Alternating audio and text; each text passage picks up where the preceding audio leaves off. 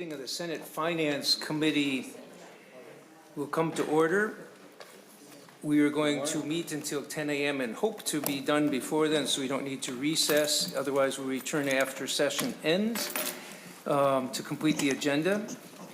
In your packets, Ms. Stengel has updated memo on what actions have been taken on bills in finance so far. And tomorrow, if we get through these bills, we will hope to provide committee members with full committee engrossment of House File 2433 later today, if we get through them all, and then before we have final markup of the bill tomorrow. We'll also be posting full spreadsheet, similar in format to the energy spreadsheet that you should have in your packets. And with that, we're going to take up Senate File 4504 of Senator Frentz, and before he begins, perhaps Ms. Stengel can walk through the planned actions for the bill. Thank you, Mr. Chair. There'll be a two-step process similar to some of the other bills we've seen. First, we'll take up Senate File 4504, and this will be a bill that will be divided and sent off with the policy provisions separately. So first, the A21 will be considered. This is an amendment that will remove the budget items from the bill, followed by discussion and amendments on the policy items that remain in the bill. And then finally, consideration of a motion to pass the policy-only items to the floor. After that, we'll take up House File 2433, which is the supplemental budget vehicle. There's an A39 amendment in the packets that can be considered to add the budget items to the vehicle. And these are the provisions that were removed from Senate File 4504. Followed by that, there will be an opportunity for amendments, debate, and discussion, and then the vehicle will be laid over. With that, Senator Frentz, welcome to the other side of the table. Thank you, Mr. Chair, and thank you, members. Proud to present to you Senate File 4504. This is, of course, as described, the Energy Budget and Policy Bill, the result of some bipartisan work in the Senate Energy Committee. I have in front of you some of the provisions which I just want to highlight. I want to start by apologizing for being here late. There was an email that's told us about the scheduling of Senator Hoffman's bill for Friday. That is exactly the email my brain did not see and therefore did not absorb. With that, the policy provisions in the bill include Department of Commerce, thermal energy networks, the Climate Innovation Finance Authority expansion. We have plug-in solar authorization, and then a number, Mr. Chair, of renewable development account appropriations. I have, of course, fiscal here to walk through. I wasn't sure what the committee's preference would be. I can go through more of the policy if you want, more of the budget if you want. I do have in front of me the A31 and A39. Mr. Chair, having showed up late, what is the committee's preference? Sure, perhaps the A21 amendment would delete the finance provisions, which we could, which we would then, the A39 would be to add them back to the other bill. But for the A21, perhaps we can have, Mr. Mueller, would it be helpful if we take it out, or would you rather go through, whichever way you prefer? You want to do the spreadsheet now, or? Mr. Chairman, I think adopting the A21 first, yes, and then maybe taking up the spreadsheet. Senator Frentz moves to adopt the A21 amendment, which will simply remove the budget items from Senate File 4504 for later inclusion in the other bill. On that motion, is there any discussion? If not, all those in favor say aye. Aye. Opposed? Motion prevails. And then the remainder of this bill we're going to be passing on the floor. Did you want to discuss any of it? We don't need to spend a lot of time on that, but if you want to make any comments, you're welcome to. I do, Mr. Chair, and thank you, members, for the indulgence on the separation of the finance and policy. The one thing I'd want members to understand, members from all around the state, is the $15 million of general fund money in the budget part. This is energy assistance for those Minnesotans that have the least. And for my friends across the aisle, a little math on that provision would be that about 70% would be estimated to go to greater Minnesota, where the rural incomes tend to be a little lower and where therefore, the theory goes, Mr. Chair, the energy assistance can have the greatest benefit. We save money as a state when we help people with energy assistance in their bills. We prevent disconnection. We prevent people from not having money to pay for groceries. And while 15 million wasn't the original number, Mr. Chair, I appreciate the cooperation of the finance chair and the other members. Other than that, Mr. Chair, I don't see any need to highlight any of the other policy provisions or budget at this time. Okay. Mr. Chair? Senator Pappas. Oh, Senator Murphy, I'm Thanks. sorry. Thanks, Mr. Chair. Didn't even look. I just want to make sure I'm clear. We're moving the finance provisions from this bill and into, as we have over and over again, into the supplemental finance bill. And that gives us then an opportunity to talk about the items that will be in the supplemental finance bill when we take that up. Is that right? Yes, we would do that. It was just going to see, because we can just ship off the policy portions to the floor unless members want to hear anything about them, so. Thanks, Mr. Chair, and I don't need to talk about it right now, but I think it'll be important to make sure and understand what provisions may have been left behind as we put the budget proposals here together. Sure. But that would be a conversation from another day. Thank you. Sure. Is there any further discussion, while we've got in front of us someone, is there any further discussion of the Senate File 4504 with the budget provisions set aside for now to put into the other bill? Senator Pratt. So, Mr. Chair, just process-wise, if we're having a discussion on the amendment, is Mr. Mueller going to walk through the spreadsheet now or after we adopt the amendment? I think we already adopted that one to take it out. We have not put that into the other Okay. bill yet. So I think that's where we would have the discussion unless people want it now. Thank you. Okay. Is there further discussion on the remainder, the policy provisions in Senate File 4504? If not, Senator Frentz moves that Senate File 4504 as amended, meaning without the budget items, be recommended to pass and staff be instructed to make technical and conforming changes. Any discussion of that motion? If not, all those in favor say aye. Aye. Opposed? Motion prevails. With that, we're done with the policy portions and it's on its way to the floor. Now we will take up Senate House File 2433, I should know that number by now. And we have the A39 amendment, Senator Frentz, to that which you are proposing. And now we'll have Mr. Mueller go through this spreadsheet. Mr. Chairman and members, in your packet, there should be a three-page spreadsheet that's titled House File 2433 A39 DE Amendment. And this will walk through the, just a few budget items that are in the A39 amendment. There are two articles in the A39 amendment.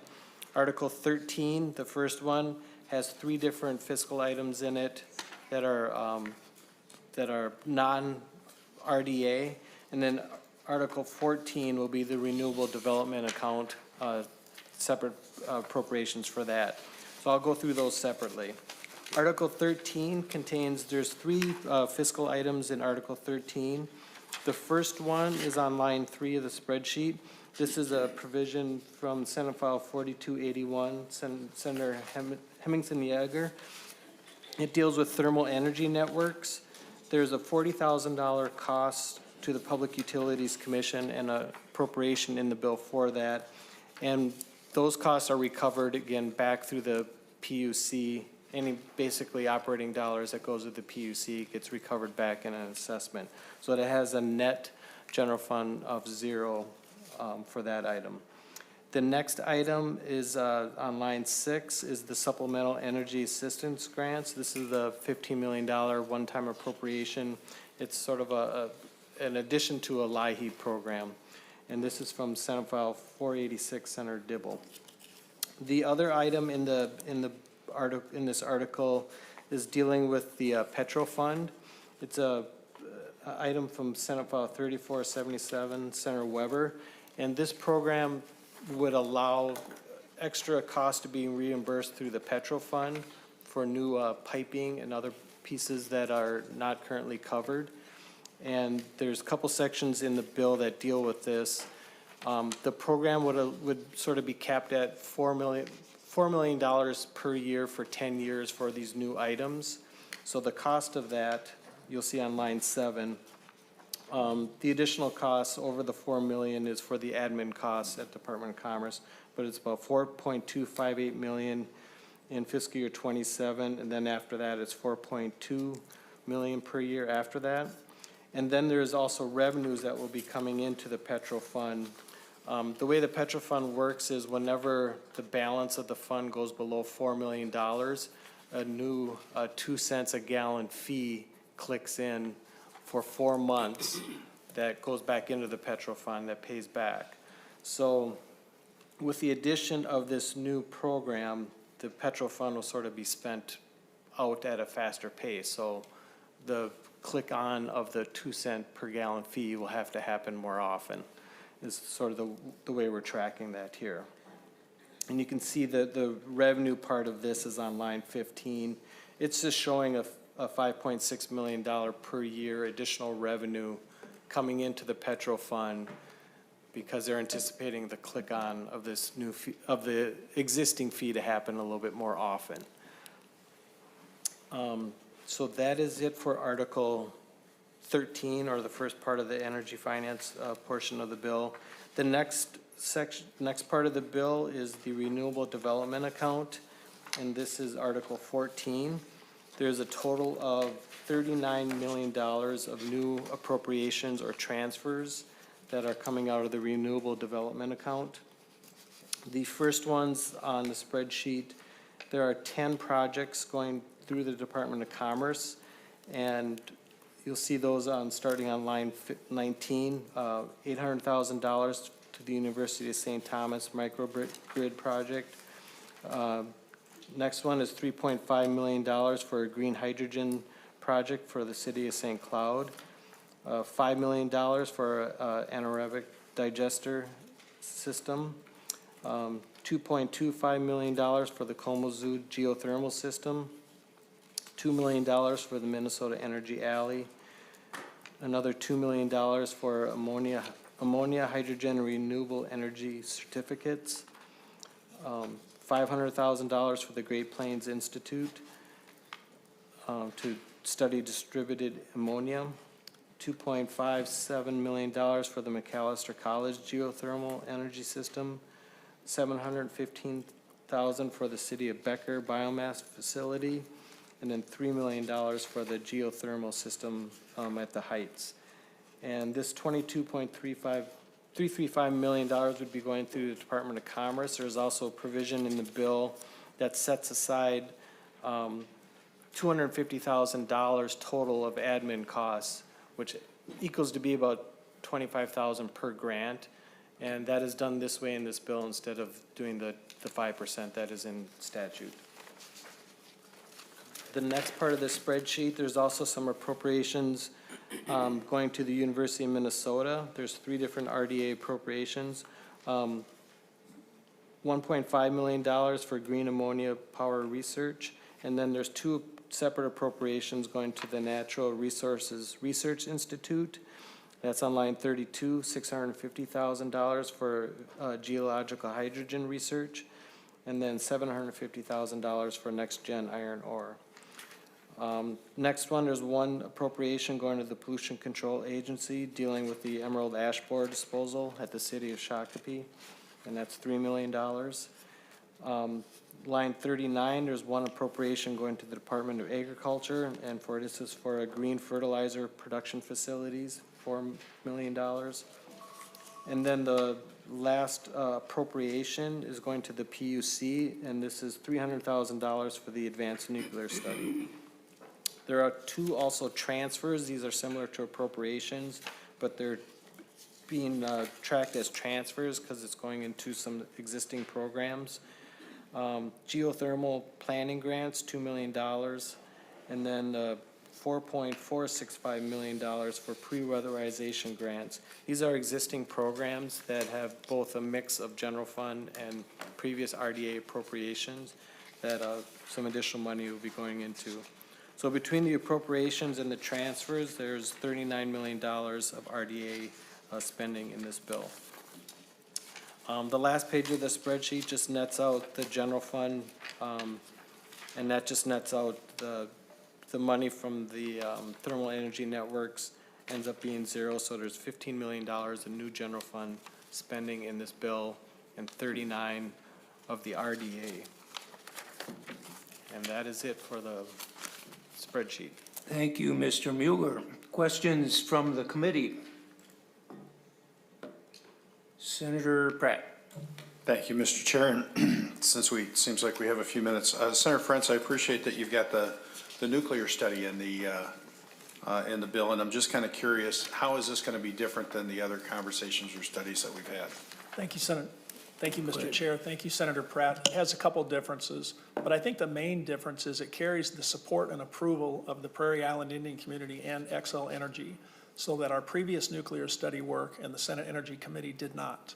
This is a study that will also broaden the things that are studied. The previous studies you may be familiar with simply looked at small modular, or what we call advanced nuclear, to be studied, which passed the Senate Energy Committee unanimously 2 years ago, I might throw in there, Senator. This study is a much broader study, which says studying not only nuclear waste disposal, not only advanced nuclear, but where we might go for usage and ratepayer impact. So it's a much broader study, but in my opinion, the big change is that the Prairie Island Indian community is now fully supportive. They had been neutral or opposed before.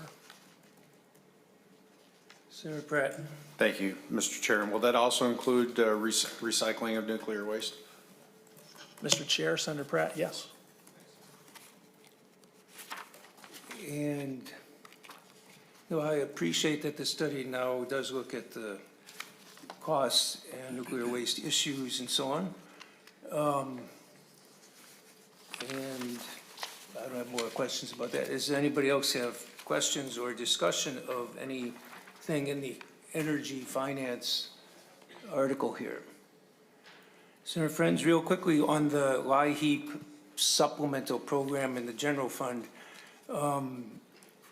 is that being based on the same kind of distribution system as LIHEAP?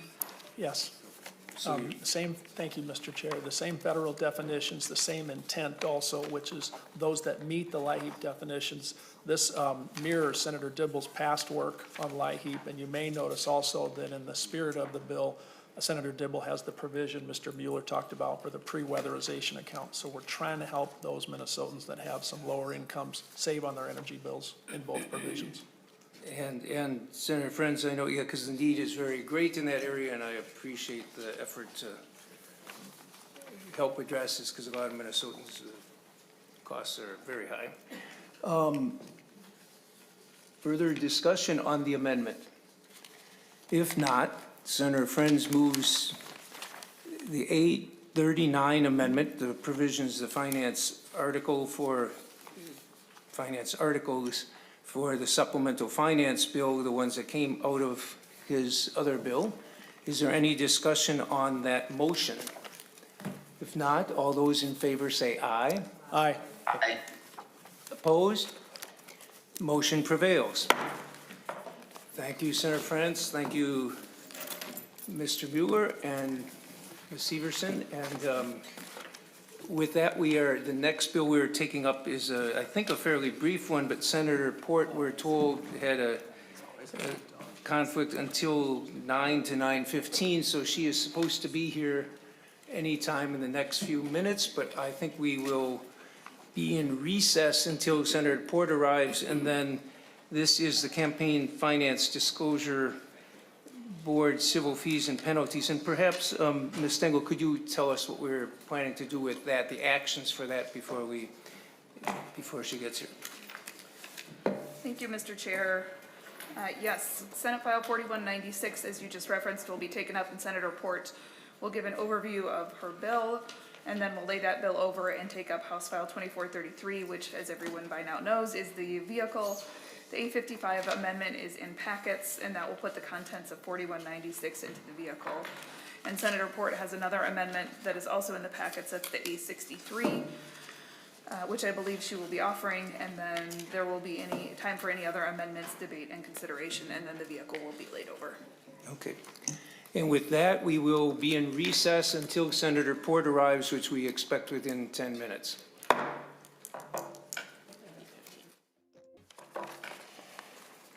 The Senate Finance Committee for today will come back to order April 30th. We have one more bill on the agenda. Senator Port, we already, Ms. Stengel walked through the planned actions for the bill, which is simply that we would lay your bill over after that, and then we'll take up the supplemental finance bill and offer that as an amendment to that bill, followed by time for consideration of other amendments. And so, Senator Port, welcome to the Senate Finance Committee, and please explain Senate File 4196. Thank you, Mr. Chair and members. This bill seeks to reform the Campaign Finance Board's current penalty structure for campaign finance violations by both increasing several penalties and by making certain fines and civil penalties mandatory. To accomplish this, the bill establishes a new definition of an enhanced penalty for larger violations. And in those cases, the CFB is prohibited from waiving enhanced penalties, but may reduce their penalties or fees according to their discretion below those thresholds. Notably, this bill also requires that all campaign finance fees and penalties in excess of what are currently estimated to be deposited into the general fund instead be deposited in the state elections campaign account. Roughly $49,000 per year in current penalties is forecasted to go into the general fund.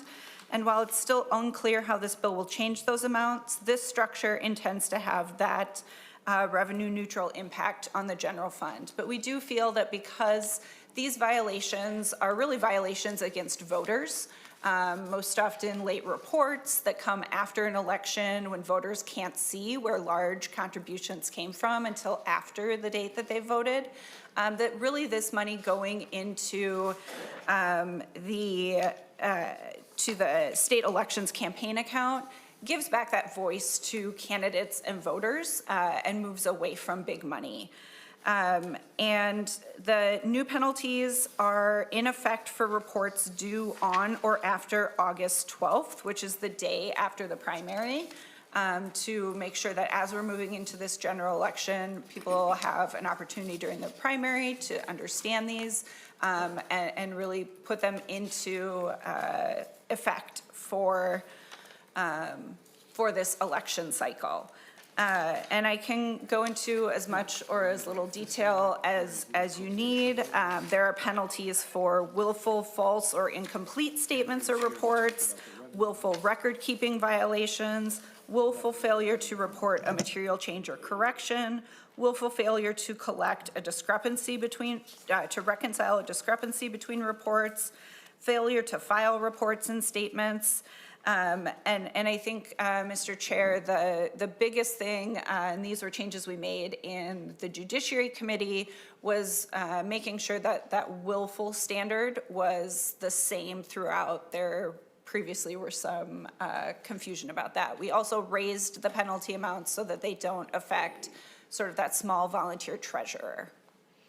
And Mr. Chair, I'm happy to take any questions, but I do also have an A63 amendment. Senator Port, before we lay over your bill, we can have Mr. Erickson go through the fiscal note. Yes, Mr. Chair and members, I'll walk through the fiscal note, which is the 14A. That was the DE amendment that was used that created the second engrossment that's in front of you, but it should still be good for the committee's purposes today. Senator Port did a really good job walking through the main dynamics that are in this bill. It's increasing. Excuse me, Mr. Erickson, I'm not finding the fiscal note. Do some members have it? I'm not finding it. I'm not either. We'll get a couple more. Well, wait just a minute, please.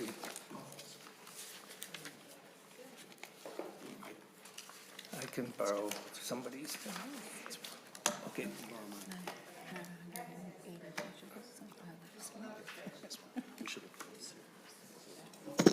Mr. Chair, for a little bit of clarity, members, we thought it would be most helpful to just work through the fiscal note. There is no general fund appropriation and just a minor special revenue fund effect. So there is no spreadsheet here, and we're just going to work off of the fiscal note.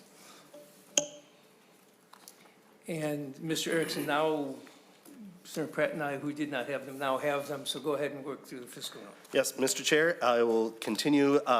So the main thing that the bill is doing is increasing these late filing fees and certain penalties. And as Senator Port described, there's a portion that will remain in the general fund, but the other change is that anything over and above the current assumed amount of $49,000 annually would be deposited in the general account of the state campaign account.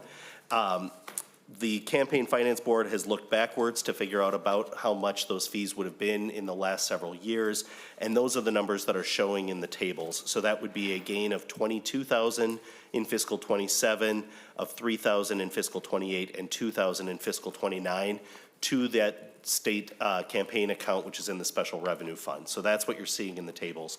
The other change that the Campaign Finance Board has shown is that they would notify the people who are likely to be affected by this law, this change in law, and that's an estimate of about $2,000 in mailing cost, postage and such, printing.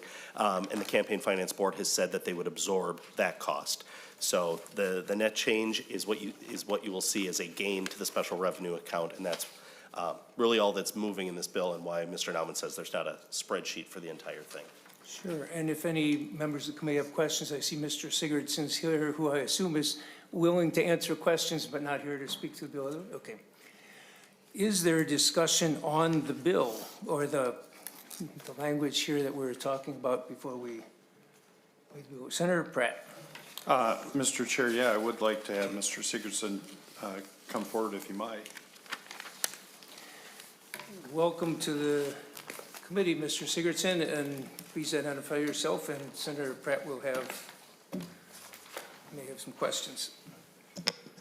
Good morning, committee members. Jeff Sigurdsson, Executive Director, Campaign Finance Board. Senator Pratt. Thank you, Mr. Chair, and welcome, Director Sigurdsson. I'm just wondering, was this a bill that the Campaign Finance Board requested? Mr. Chair, Senator Pratt, no, sir, was not. Mr. Chair. Go ahead, Senator Pratt. Thank you, Mr. Chair, and Director Sigurdsson. I'm just curious, do you know how many violations would have qualified for these enhanced penalties in the last couple of years? Mr. Chair, Senator, yes, that was the basis of calculating the increase of funding to the campaign finance general account. There would have been three, I believe one candidate and two political committees in a year in which both the Senate and Constitutional and House is on the ballot. We had one during a year in which there was no state offices on the ballot, and then on a year in which only the House was on the ballot, I believe we only had one. Senator Pratt. So, Mr. Chair, that would be 5 in the last 4 years, is what we're thinking? Mr. Chair, Senator, for years, but And, Mr. Chair, just one other, I guess a couple other questions. Director Sigurdsson, you're a bipartisan board, and the board goes through all the violations. And you try to assess a fair penalty, is that correct? Mr. Chair, Senator Pratt, yes, sir.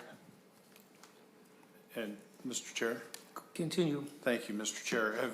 Have there any, I guess, is there anything preventing you today from executing some of those higher fees, even though maybe your best judgment says that you've been assessing fair fees? Mr. Sigurdsson. Mr. Chair, Senator, I'm hopefully following your question. The amount of the fees are also going up in this legislation, not just the discretion to the board.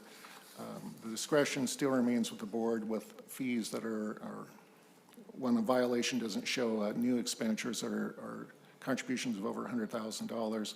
The board still has discretion. It's only on the very high disclosure amounts that the board would not. So I'm not quite sure if I'm addressing your question. I'm sorry. No, that's fine. Thank you.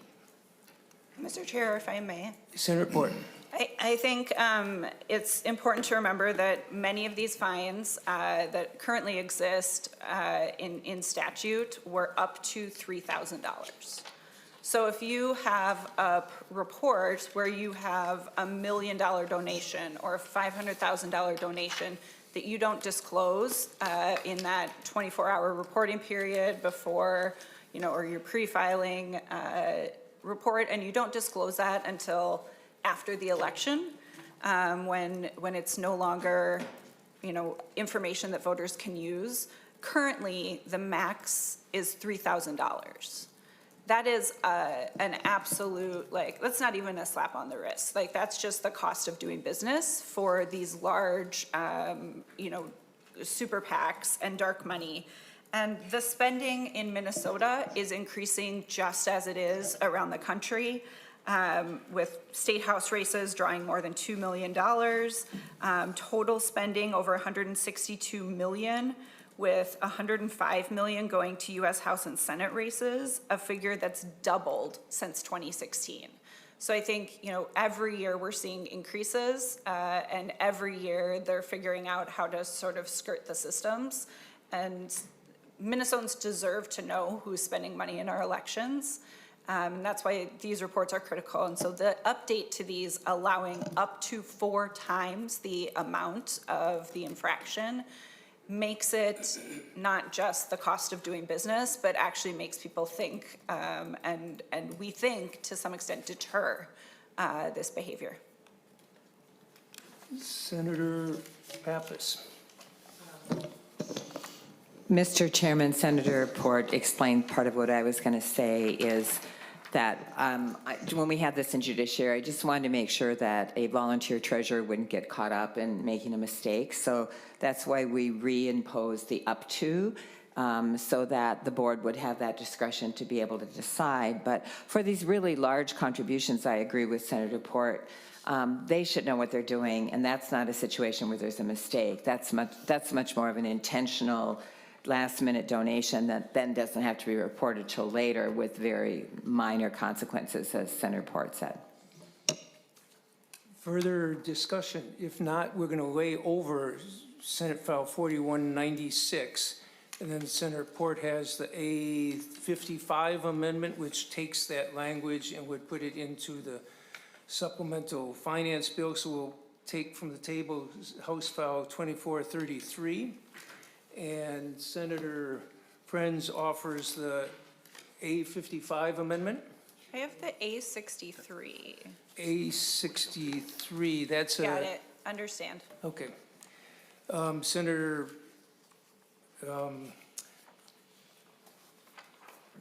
Frentz is offering the A55 amendment.